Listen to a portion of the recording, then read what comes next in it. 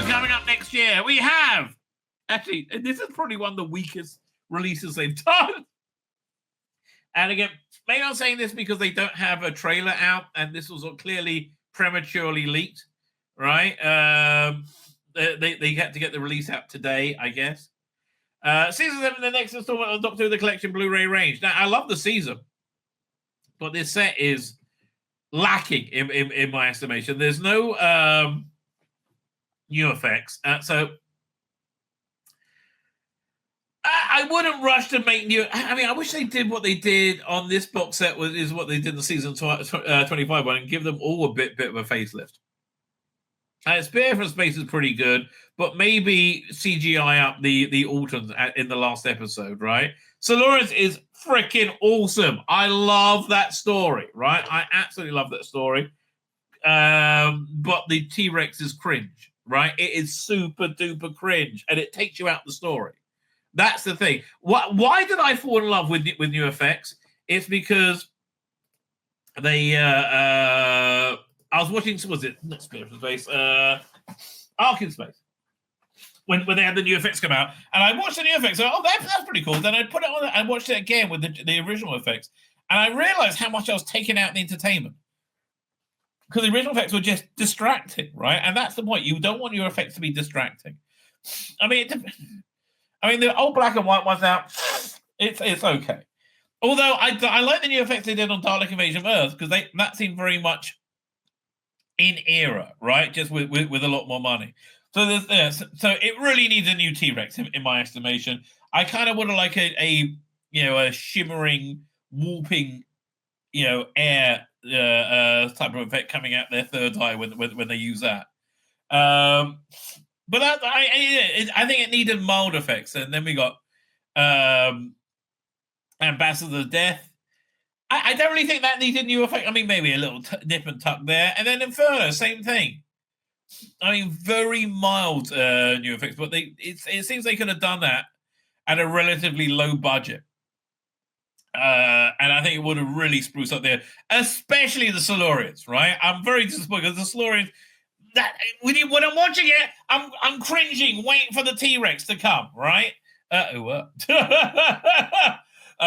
Most people cringe when a T-Rex comes, let me tell you.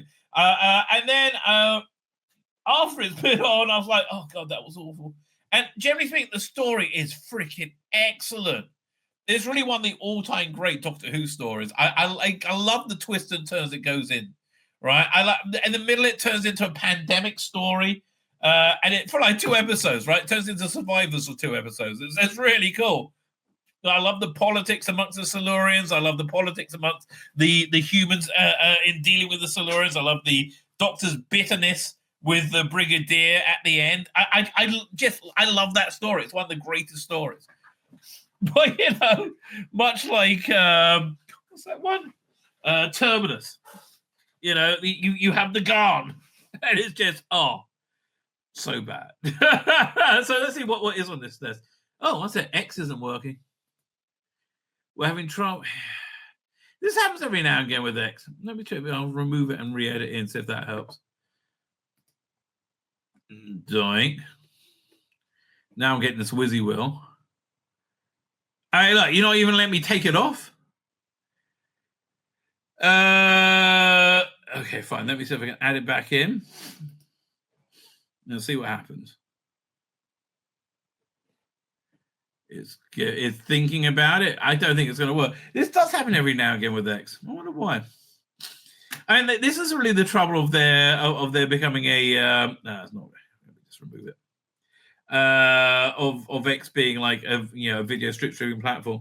BD Richards, how you doing, BD? Herrenberger's here. How you doing, Herrenberg? It's great to see you. Looking forward to seeing the first live action appearance of Angela Spicker, the engineer. That's going to be cool in The Authority. I do agree with you. That's going to be really, really cool. Hopefully she got the metal skin, and we eventually get the Authority movie as Gunn has been teasing. That's going to be. I mean, I got the absolute Authority over there. I love reading those books. Maybe I'm reading this Sabbath. That's why I stopped. That's why I like Star Trek. Oh, the original series, because the new effects take you out. Mark Lewis agrees with me because you're a smart man. Elon posted, your elected representatives have heard you, and now the terrible bill is dead. Yes! The voice of the people has triumphed. Yeah, anyway, back to season 7 Blu-ray. What are we up to? So John Burton's debut season of the Third Doctor will be the next release of the Blu-ray range. Again, my guess is March. Fans can continue to build their home archive. Again, when we got most of the original run now. A Blu-ray 7-disc box set starring John Pertwee, Caroline John, containing 4 classic stories. This limited edition is also packaged with hours of new exclusive material, which is what everybody always wants, right?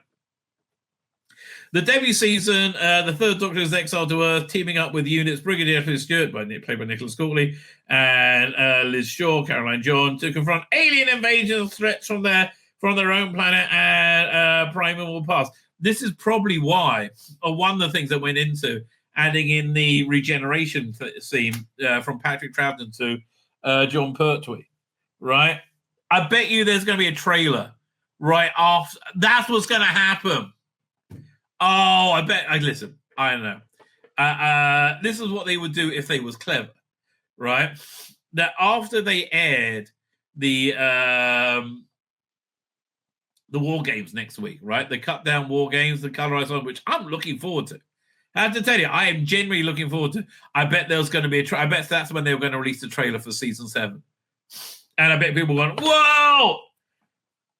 And they're like rushing to buy. Oh, my ears all blocked up again here.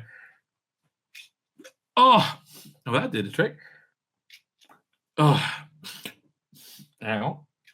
There you go.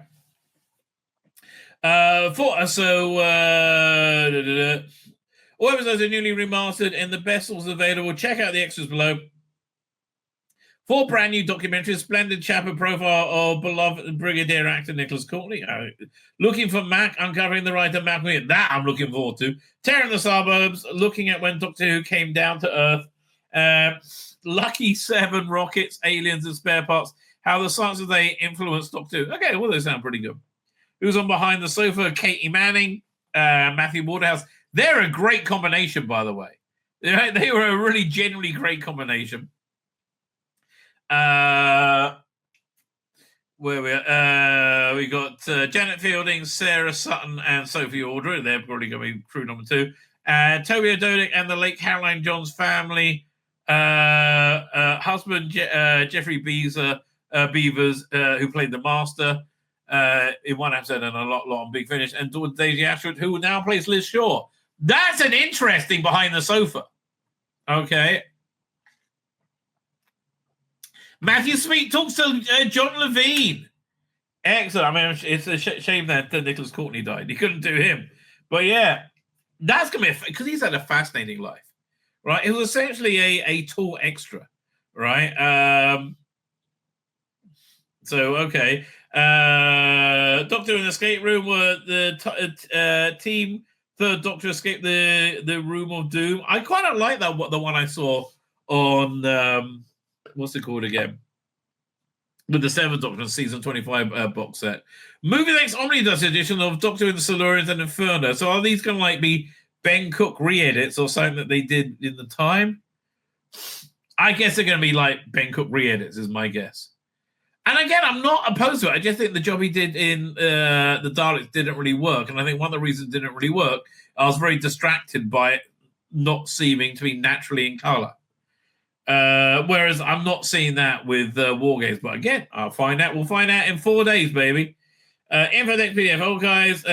7 discs also includes hours of special features previously released on DVDs, featurettes, audio commentaries, and more. Anything else we're going to say? Spear from Space. So let's see how much it is on Amazon. $57. So that's that in what's it called again? In pounds. I can't remember. So probably about £45 will be my guess. Right? Maybe 40. I don't know. Yeah, let's have a look. See if they list it in Zavi. See how much what they say how much it is there. £35. That's really quite expensive. Whereas Amazon, it's $58. Okay, whatever. I don't know. I don't know what to tell you. Oh, Nigel, we'll get back to you soon, mate. We'll get back to you soon. No, we won't actually.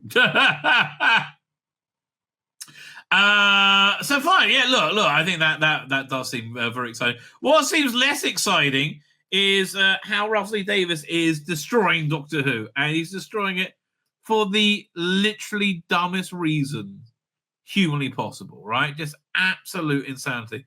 One sec, where'd it go? Is this it?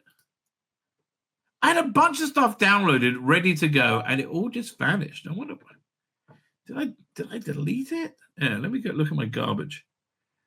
Hang on. Is this it? Yeah, one second. I did delete it. That was dumb of me. Anything else I shouldn't have deleted? Man, I'm glad I didn't empty my recycle bin. Anyway, fine. So, yeah, more about Russell Davies slowly and methodically destroying Doctor Who because he's made it for 3% of the world. And that's the only 3% he cares about. Genuinely, the only 3% he cares about. So this is at the recent Doctor Who Christmas party, which Christmas party stroke degenerate orgy. I don't know. And again, look what people do, in the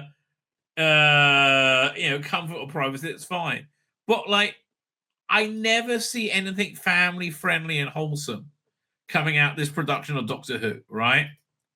I just don't. I mean, like, I never see like weird degenerate perversion, which this is, right? As a mainstream norm.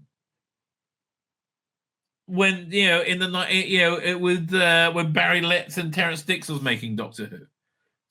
I don't think this is a good thing. So this is what's driving Russell Davies' absolute insanity. Listen to him. In the intervals and talk to them, and the most beautiful thing about Doctor Who is that we can take a microphone and be loud and funny. Let's go back on here. So this is the Gallifrey Cabaret. This guy, I think this guy's a drag performer, I think. I don't know. Did he write a thing about in Doctor Who magazine about being drag in Gallifrey?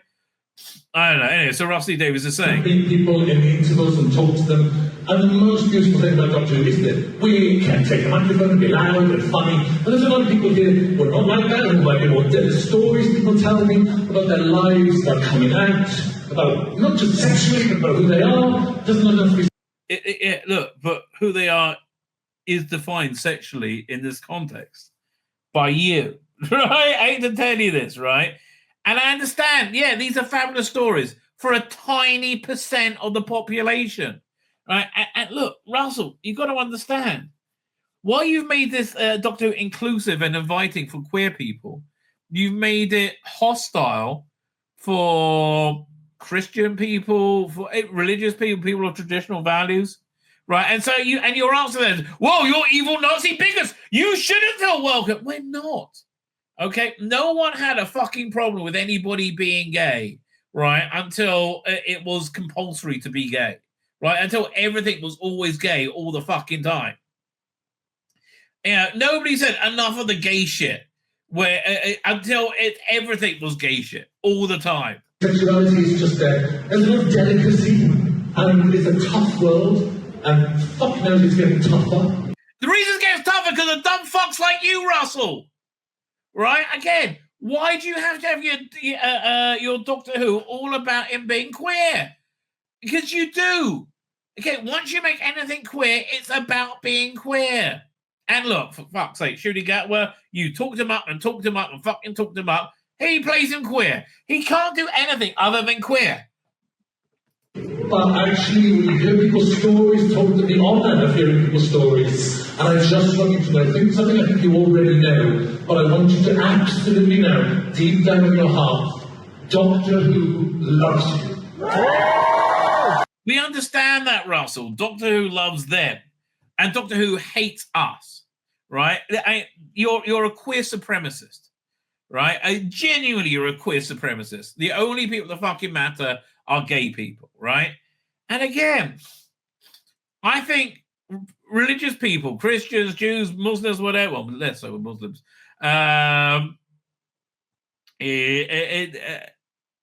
we had learned to live with our differences. Yeah, we had learned to like live and let live. And gay people lived openly as being gay. And nobody had a problem with it. For like 10, 15 years. No, I mean 20 years, nobody had a problem with it. More. Right? And then you got this you got this deluded idea in your head that you're somehow being suppressed. By who? And how? You're the loudest, most noticeable demographic in the whole fucking world. You're not being suppressed. Right? That's just not bloody happening. You're suppressing anybody who isn't like you. You are a queer supremacist. Oh, Sonic Supreme! Why don't straight people deserve to see themselves? Right? Why don't Christian people deserve to see themselves? Right? It's. But Peter Rich says, UFX are great as long as Joe Lucas is behind them. Oh, he moved forward the entire technology. I mean, it wasn't that great, but he moved forward the quiet technology. It's just like, again, enough with this. And most sane people are running wildly from this now. Right? Most corporations are running wildly from this now. Right? And that's why I think Doctor Who is not being renewed in any way, shape, or form. Here, good indication Doctor Who's not being renewed, that your queer show. Disney pulls transgender storyline from Pixar's Win or Lose series. Thank fucking God for that. And not because I hate trans people. Right? There's nothing about hating trans people. It's about like not having to have that be part of my everyday fucking life 24/7. That's it. Like, do you want to have like Jewish shit as part of your life all the time? Right? Oh no, Doctor Who can't do that now. It's a Sabbath. I mean, it's okay to have your own worldview and culture. It's not okay to say that worldview and culture is more important and better than anybody else's. Or in this case, just more bloody important. It's not. Right? It's just not. All right? Enough already. All right. And so the rumor is that if it is a BBC funded season 3, I doubt it'll be with Shooty Gatwa, and it'll be like smaller stories. But if it is a season 3, it's going to be much queerer because he knows that's his last season he's ever doing, right? Essentially, for quite good, because the bubble has burst, mate. The bubble has finally burst. It's over. Let me show you what else I'm on board for. These look awesome. So character options are, if you don't have a character option collection, which I understand most people don't, they're re-releasing the classic Doctors, and do they look fantastic? Let me show you that. They look absolutely fantastic. Just great packaging. And pretty good sculpts as well. So let's look at them. I would have liked it if they did these in black and white. That would have been really cool. I got a black and white trouser and a heart just right over there on my desk. Second Doctor, I love how each one has the correct logo.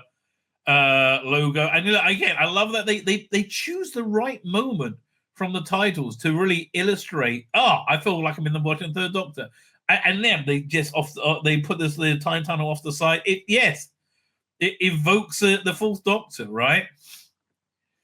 Look, the little down bit over there. Lovely packaging, really genuinely lovely packaging. Bit of Sylvester. They very wisely they cut out all his titles. They clearly didn't like the Sylvester titles. And I think that was the time tunnel from the McGann one. And here's the back of the boxes.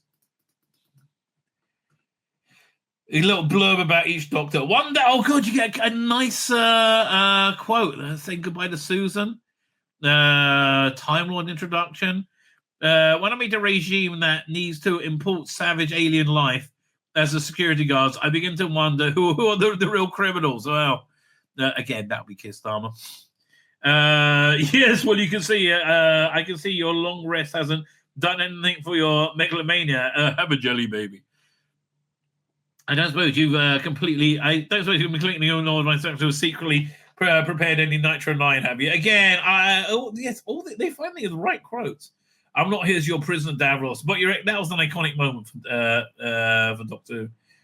This is a situation that requires tact and finesse. Fortunately, I am blessed with both. No, you're not. The universe hangs by such a delicate thread of coincidences that it could be useless to meddle with it, unless, like me, you're a Time Lord. I wish they had more of like the Big Finish stuff over there, right? But what an absolute gorgeous piece of packaging.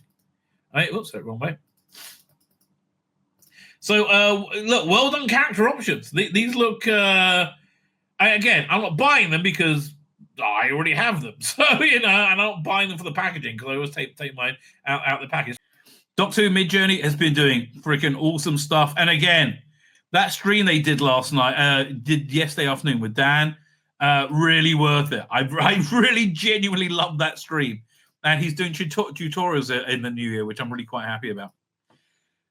Although he's on Blue Sky. Blue Sky, they're saying there's got like 6 months to live, right? Blue Sky is about to implode from what I'm hearing. Hang on. So this is, the first thing seems to be a clip of Hartnell from the introduction to the Daleks novelization, which they did a very good version of with the guy who did the Celestial Toymaker episode 1 reconstruction. Who Hartnell, doink. There's that one, and then there's this other one, and then I'll pull up the page so you can see it. I don't know what this is from. I don't know now. But yeah, I thought the guy doing it was genuinely interesting. And look, why does YouTube work? Why is it working better than anything the BBC can produce? It's because there was so much genuine love and passion, right, coming out of the Doctor Who mid-journey person, right? And also he has a lot of the same taste as me, which certainly helps. So, yeah, so check this out. There we go, video file. This is the first one, which I don't think is totally successful.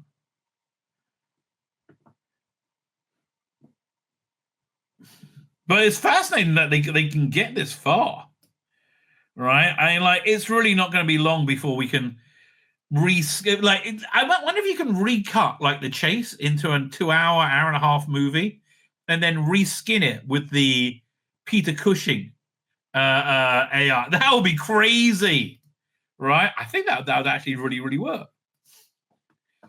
And this one, I thought, yeah, this is far, far better. Like, this is just really, really freakishly accurate.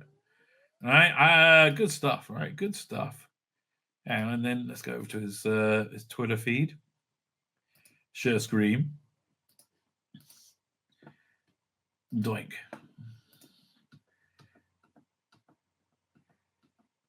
Oh yeah, that's the stream, right? It was really. Oh, there's me enthusing about it.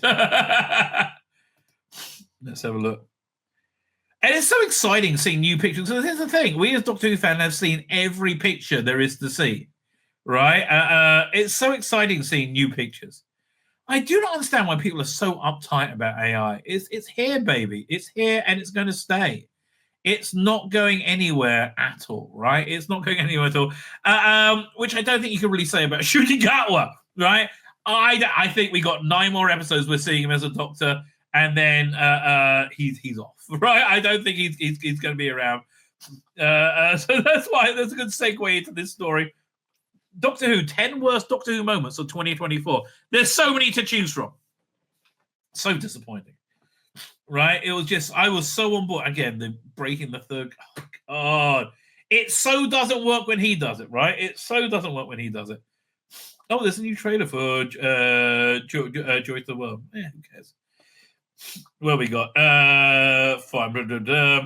10, Wasting the Beatles. Yes. And they look nothing like the bloody Beatles, right? Yes. Like you're doing a Doctor Who story of the Beatles and you have them not be the Beatles, right? And not look anything like the Beatles and not act like the Beatles, right? I mean, here's the thing. The Beatles is such a part of the 60s, right? I don't know. I seems like they would be better with like 60s retro Daleks, right? Or something like that. Then it would would have worked. I think much better, but none of this worked at all. Conrad says, I think some of the non-TV Doctor Who stories mentioned the British Rocket Group, which is of course headed by one Bernard Crane. Well, they mentioned that in Remembrance of the Daleks. That's on screen, right? And the name for Doctor Who in the Doctor Who universe is Professor X, which apparently is based on Sarah Jane wrote a bunch of novels based on her adventures. Difficult feature of the Fab Four in their first proper Doctor Who role, following a stock footage cameo in 1965's The Chase. Such a shame they weren't in. They were supposed to be in like old man makeup. No, playing that would have been so cool. But you can hardly call it a Beatles episode. Exactly. It was a queer episode. Like all of them are queer episodes. The group screen time accounts to mere 10 minutes, with Paul and John getting a slightly bigger role than George and Ringo. That's the story of their lives. Basically disappearing in after the first act. The story also didn't feature a single note of Beatles music due to the notorious copyright costs. Well, then don't do it then. Not sure. Without this premise, we wouldn't have got the complete and utter gem of I've Got a Dog, or the iconic image of the TARDIS landing in Abbey Road. But it was just a wasted opportunity. But if you can't do the Beatles justice, why bother featuring them in the first place? I would much rather see the Rolling Stones, frankly. Would you like to see the Doctor Who and Mick Jagger, fighting Zygons or something? That sounds freaking incredible. That sounds like a great idea. But if you can't do can't do why bother things in the first place, the whole thing reeks of wasted potential. The whole era, I was going to say whole season, the whole era reeks of wasted potential. I think that's why people are more mad at him than they are Chris Chibnall. Chris Chibnall did his best, right? Russell Davies is not. Considering the normal hype around the Beatles finally being in Doctor Who, the fact that their presence was ornamental at best was a massive letdown. I agree. And speaking of music-related missed opportunities, special mention must go to the TARDIS jukebox, which has been used once so far. It's like, where was it? It was like Red Dwarf.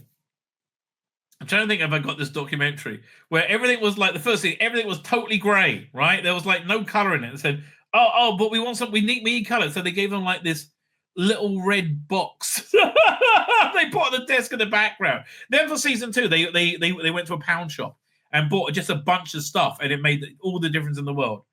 It's been used just once with a planned appearance in Space Babies and Empire Death left on the cutting room floor. Justice for the jukebox. No, justice for Doctor Who fans. So that was a pretty bad moment. The Disney drama. So when it was announced Disney would be partnering with BBC in Doctor Who, there was palpable buzz in the air. We felt the same way about Star Wars. That went badly. It meant that the show's budget and international reach would be much bigger than ever before. And the immediate... Well, it hasn't worked, has it? Because I don't think any more people are watching it. Since then, the deal between Disney and BBC only covered the 6th anniversary special, 15th Doctor's two seasons, and the upcoming spin-off, The War Between... Well, we knew that beforehand. There's been a growing uncertainty regarding the deal's renewal. I'll be amazed. I mean, I think it's going to continue. I doubt it's going to continue with Ncuti Gatwa. I doubt there's going to be a season 3 with Ncuti Gatwa. But I think it's going to continue somehow. It looks like Ncuti Gatwa will be returning to film season 3 in early 2025. Rusty David made remarks to this effect in June, revealing that he started writing the season slate of early next year. However, he's since suggested there's no decision commission season 3 won't come out till after season 2, the release of season 2, which make the prospect of a 2026 air date less likely, non-existent. You might get a Christmas special after missing one in 25. There's also doubt whether Disney will commit to a third season at all. I'll be amazed if they do. Well, none of this means Doctor Who is about to get axed. If Disney did pull out pull out prematurely, no, darling. The BBC would either partner with another streamer or go back to making the show themselves. Make the show themselves because no other streamer is going to pay you any money. It's rather to say that it was supposed to be a fresh, exciting start for Doctor Who is already starting because you made it a queer show. You absolute fucknut wombles. I mean, like, you just absolute morons. It's also distracting and it pulls attention away from the show itself. Now we're heading to season 2. BBC would do well to confirm. No, they can't. I don't think they can do it contractually. Sutek's reset button of death. Oh, God. Oh. This was one of the lowest moments of Doctor Who. This is down with the Jodie stuff. Right? Really, really is. Oh, look, there's Jasmine Finney there. I bet she'll be really, really helpful with a tablet. And look, it's the least likely unit officer ever. Gemma Redgraves, who gives a shit about. Lenny Rush, God, what an obnoxious fucking character he was with, like, submachine guns in his little person scooter. And Mel we love. But yeah, look at this, like, parade of disappointment before you.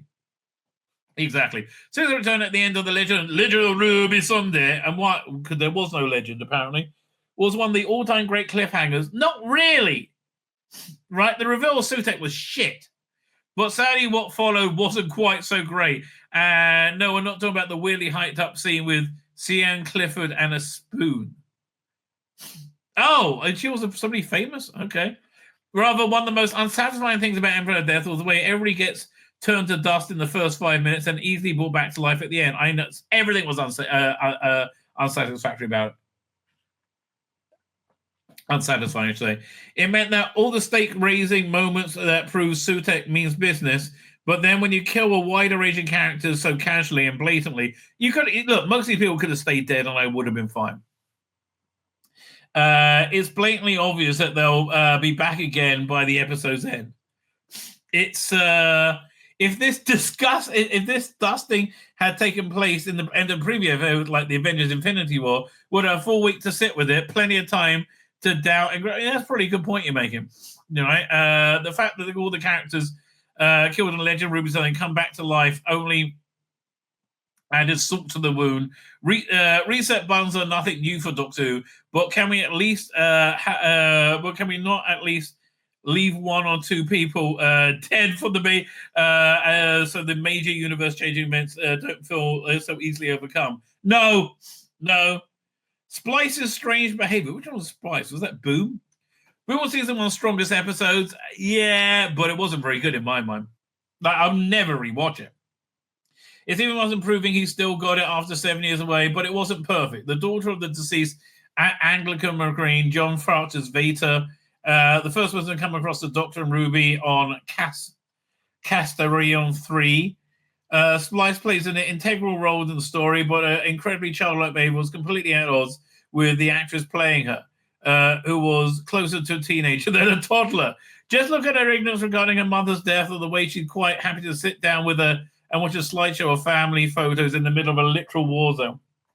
Meters away from a landmine, as the child is clearly going through a slightly naive, but overall her behavior becomes comes across as unrealistic and borderline stupid. Not really bored. I think they crossed that border. Especially for somebody who's grown up in such a dangerous environment. There is also her continued phrase, "Daddy," which is meant to be endearing. It's just a bit cringe. Everything about this season has been a bit cringe. That's the better ones.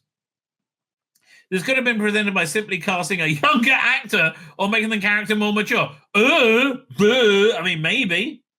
What we got was a 4-year-old in the body of a teenager, clearly something lost in translation.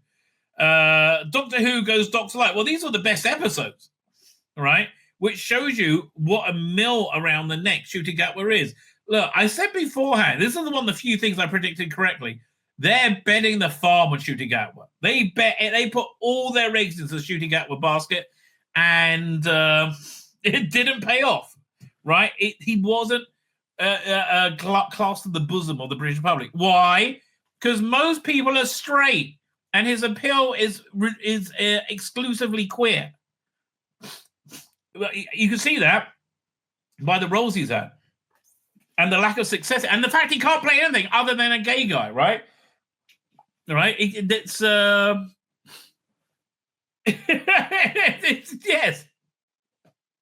Now, I don't know what his talent level is. Could Shooting Gatwa be a good Doctor? I really don't know. I'm guessing not, right? I'm really guessing not. I think it's more likely he could pull it off than Jodie Whittaker, but only marginally. Due to return of David Tennant's 14th Doctor, Shooting Gatwa had to wait longer than most to get behind the TARDIS console, which he couldn't give two shits about. Right? And it's Shooting Gatwa in the TARDIS, not the Doctor. So in his debut season did around 2 years from his casting, fans were a bit ready for the 15th Doctor action, but there wasn't as much action as they expected. There was no time. Boom and Rogue gave Gatwa a chance to sign, but failed, particularly Rogue. Again, I am not comfortable with the Doctor being a sexual being. I don't think it works, right? I never thought it works. I thought it was you were on very thin ice with David Tennant and Billy Piper, right? Very thin ice, and I think the ice cracked with Peter Capaldi and River Song. 73 Hours Dot and Bubble are both brilliant stories. No, they're not. They're okay. And in a 13, 12, or even 11 episode season, a 10 episode, it wouldn't have been as noticeable. When you only got 8 episodes to begin with, making Doctor Who a guest character in 2 of them back to back is kind of unforgivable. Yes, but they said we've got to have Shooting Gatwa. He is the key to this new era. He was the key to its failure. Fair's fair. This setup was dictated by logistics. Then don't hire him. So the first block of season 1 overlapped with the shooter's work on sex education, but it was still frustrating. Well, not really, because I was happy not to see him. Right? I thought that was a good thing. But on the plus side, given that his attention was focused solely on Doctor Who for season 2, this mistake shouldn't be repeated next year. It's going to hurt the show more. Right? It's going to hurt the show. Midnight premieres, another dumbass thing to do. Right? Because Disney only releases content on Wednesdays and Saturdays. Wednesdays and Fridays, I should say. Right? So when they release Doctor Who at 7 o'clock on Friday evening, that's midnight in England. Just dumb. Dumb. If they broke their self-imposed rule and released it at 2 p.m. on Saturday, which is 7 p.m. in England, right? You would have had a global audience, right? Tuning. I mean, look, what they saw would have been shit. But let's say it wasn't like relentlessly queer, annoying Doctor Who, but actually really good Doctor Who, right? Let's just say they managed to pull that off, right? Then it would have been huger than anything had been, right? It would have been massive, beyond massive. But just one of the many, many terrible ideas they have. One of the perks of the Doctor Who's partnership with Disney is that the show will be available to a wider audience every fall, with the episodes dropping simultaneously on iPlayer. Here, have they got it listed yet for here in Israel? Yeah, let's have a look. I don't know. We shall see. Well, Disney Plus. Wait. I'm looking at my phone, right? Because it wasn't listed last time I looked. And it's like a week out right now. So, like, when is it going to be listed? Doctor Who anywhere? I'll do a search. Recent search. Doctor Who. No, it's not even listed as yet. Right? I mean, look, I guess I'll watch it with a VPN on iPlayer. I gave that a test the other day to make sure it works. Right? I don't really care. Bottom line. Actually, I found out a way better way of watching it with a VPN. I wish I knew this during the Jodie era, right? Which is what I had to do. I find if I play it on my desktop computer, right, I can then export it to my TV somewhat seamlessly, right? It really works well. Where am I up to? So in 2023, this worked a treat, but a streaming release also coincided with traditional BBC One. But in 2024, the episodes debuted at midnight in the UK. Presumably, Disney influenced this. It obviously did to drop the episodes in late afternoon. Yeah, because they wanted it for the 7 p.m. in America, in New York, and they couldn't get their head round not following their own stupid little rules. Like, why can't you drop it at 2 p.m.? Like, it's your bloody platform. Why can't you drop it at 2 p.m. on Saturday? Idiots. 2 p.m. Eastern Standard Time, right? 7 p.m. Again, you would have had a global audience, something that nobody's ever seen before. It'll be event TV across the world. Well, at least for the first episode, maybe. And then it'll be like, bye, catch you later. This will then fans with the impossible decision: stay up to the early hours or wait until Saturday and risk getting spoiled. And Rossley Davis's stupid analogy is like, oh, we all lined up and got the 96 movie when it came out at midnight. Yes, darling. That was, what was it, 30 years ago, 28 years ago when Doctor Who was on its fucking knees. Now it's supposed to be a cornerstone of the BBC and British television habit. Right? Yeah, when you're only looking for the small little niche audience, like 20,000 people who'll go out and buy a video, right? Because it was a video back there for the 96. Oh, no, they probably had it on DVD. That's fine. But this is ridiculous, right? And that wasn't even the biggest problem. The biggest problem was the release strategy made it things that was more fragmented, resulting in Schroeder's cat situation where the new episode was out, but kind of wasn't. Yes. Right, the post-episode chatter was almost non-existent because the UK audience were asleep, while the show's social media presence was a mess, with the behind-the-scenes content not going up until after the terrestrial broadcast, which by that time felt like old news. Exactly. Right? As it stands, the future midnight release schedule is in doubt. It's been confirmed that it won't affect Joy to the World. Again, because Disney releases content on Wednesdays and Fridays. That's it. But will it make a comeback for season 2? Let's hope not. Almost certainly will. Especially since Doctor Who's 6th anniversary demonstrated a much healthier release model. I agree. Now, don't get me wrong. What they released was shit, right? As we see it. Space Babies. This is number 4 of the worst moments. It was awful. Yeah, it was such a bad season opener. This wasn't just this was an era opener. Right, I mean, I like the Church and Rubio, and I thought that one worked pretty well. Right, mainly because Shooty wasn't in that much. Opening the 15th Doctor debut season was sort of called Space Babies, and have him say the titles out loud every 5 minutes. Was certainly a choice, a bad one. Few would disagree that Space Babies was the weakest episode of the story, of the weakest Doctor Who story of the year. That's largely due to the babies themselves. Talking babies is an inherently flawed concept. Isn't an inherently flawed concept. Doctor Who has made made the ordinary extraordinary many times before. I mean, look. I mean, babies generally don't work in Doctor Who, right? I mean, look at Delta and the Bannerman. Hello, Weeping Angel, Vastarada. We did it fine, and it has a cute factor of stuff like the adipose and Pating and the meat. But yeah, look, you thought you were going to get this huge Gen Z audience tuning in and go, oh, baby. No, they couldn't care less, right? They couldn't have cared less. What you should have done, if you want to get the TikTok generation involved and get it on board, is make a TikTok story, right? Make a story designed for TikTok in 3-minute episodes, right? And you could totally do it. Look at Night of the Doctor, right? Which worked fantastically. But with the best will in the world, making it actually look like real-life babies are speaking actual real-life dialogue was going to be a challenge. And also the plot was stupid as well. Yes, the mouths were somewhat synced up, but the results just didn't look natural. And there was a reason that these shots were few and far between. And it's not just because they were expensive to produce. Susan was obviously cheaper and right there. This whole sync up the mouth thing and have the baby speak telepathically. Well, that's actually a very good idea. I didn't think who wrote this. That was a good idea. Good for you. Or, make an episode about magic babies or whatever. It's a shame because there was some generally impressive effects there. Agreed. From the Bogeyman. I mean, the Bogeyman was a good effect, but a terrible idea. To the space station itself. Space station felt like the doghouse from not Sontara, Strontium Dog.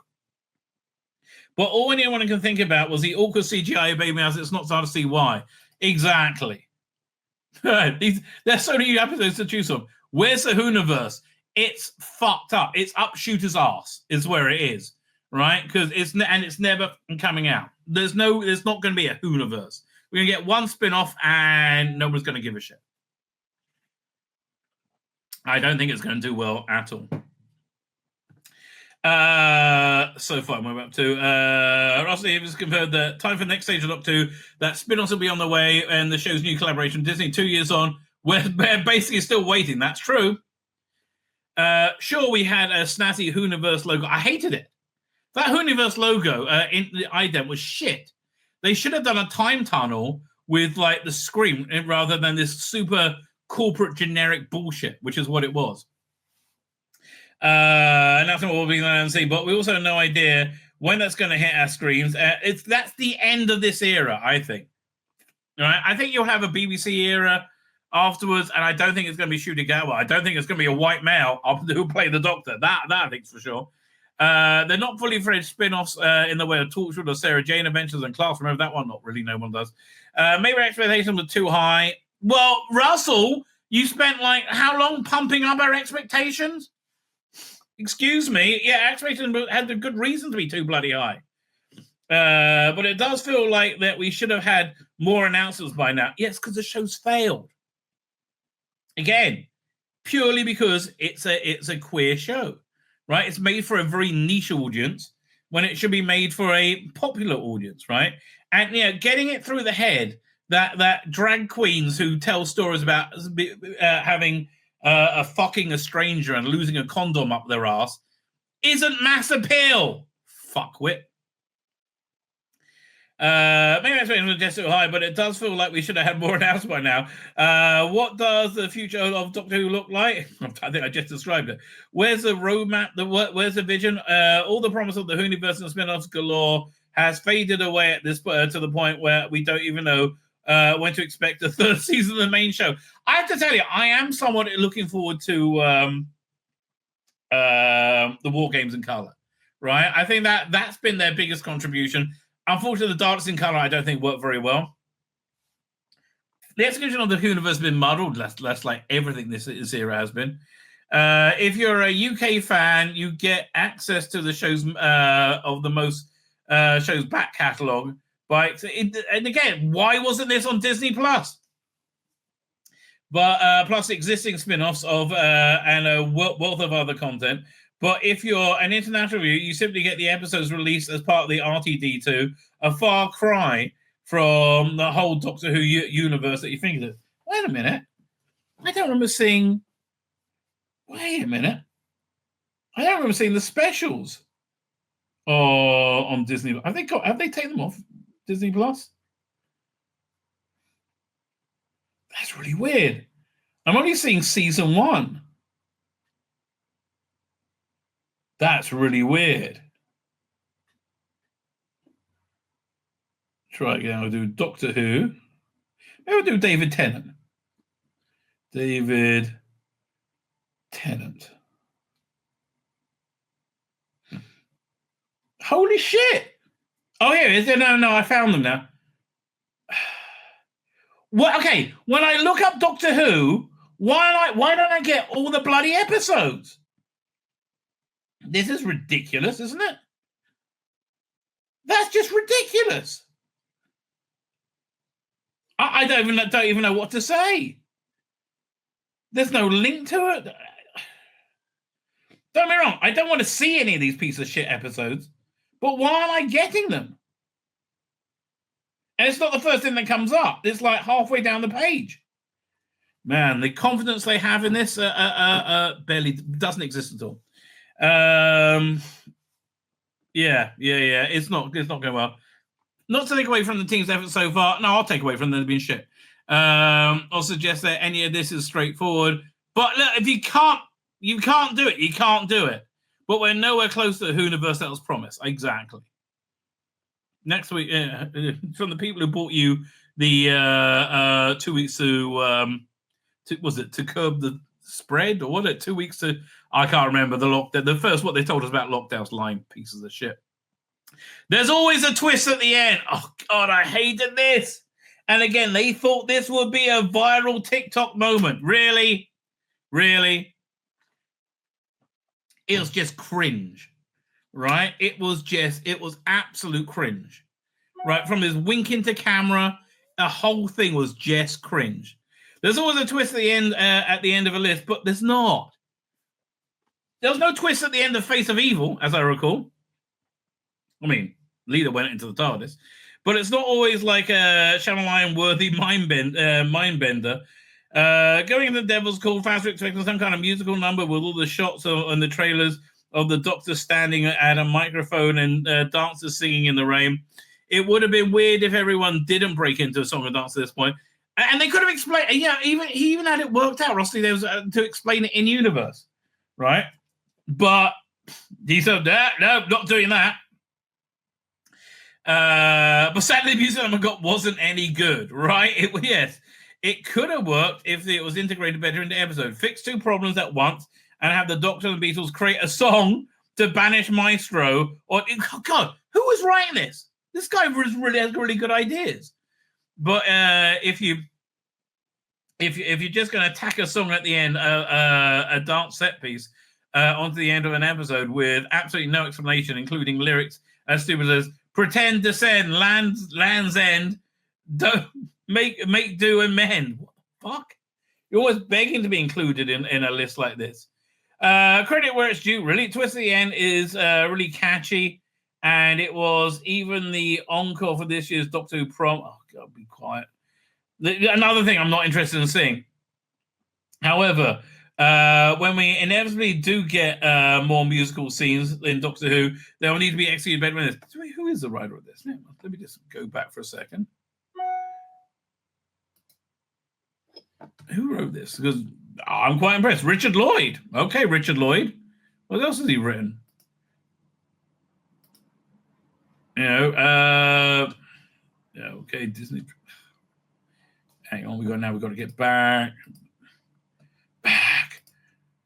Doctor, back. What do they say is the most disappointing thing of this year? God, so much disappointment. It's really hard to wade through, isn't it? And the most disappointing thing of this year, doink. Worst Doctor Who, Ruby's resolution. Yes. Oh, yes. Absolutely, yes. Nailed that 100%. Oh, there was no resolution. Let's see what he's written. 10 best episodes runs in Doctor Who history. I'm going to look at more of this guy's stuff. 10 theories about what happens on the 14th Doctor. Don't really care. 10 biggest Doctor Who conspiracy theories.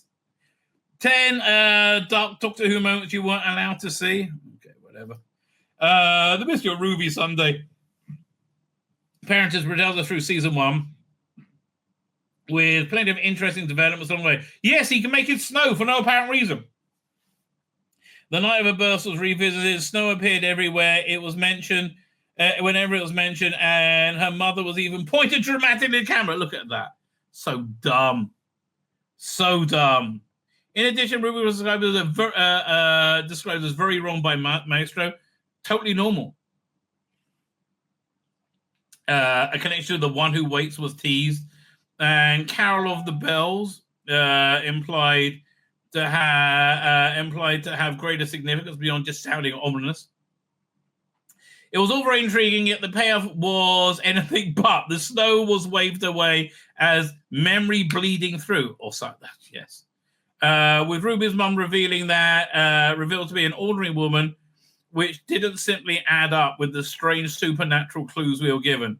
In a twist that nobody asked for, he was revealed to be to have I've been pointing at a Ruby Road sign and thus naming her daughter. Like, Russell, you've never met a human being that acts that way. You used to be so good at like recreating human moments, right? This is shite, right? Absolute shite. It simply didn't add up with all the strange supernatural clues were given. Yeah. In a twist that nobody ever asked for, and to stop it all off the roadside wasn't even there in the original version to see the church on Ruby Road. I didn't know that. It's always like someone just making up as they went on. No, because they figured okay, this was what happened. I think they treated the audience with a lot less respect this season. A lot like they just dumbed it down too much, right? Yeah, I think you see that all the way through the season. No other Doctor Who moment this year created as much discourse or disagreement. And while you could say first of season 2, it'll take a lot to change people's mind in this one. It'll take a lot to change people's minds on this era of Doctor Who in general, which is basically shit, mate. Right? Basically shit.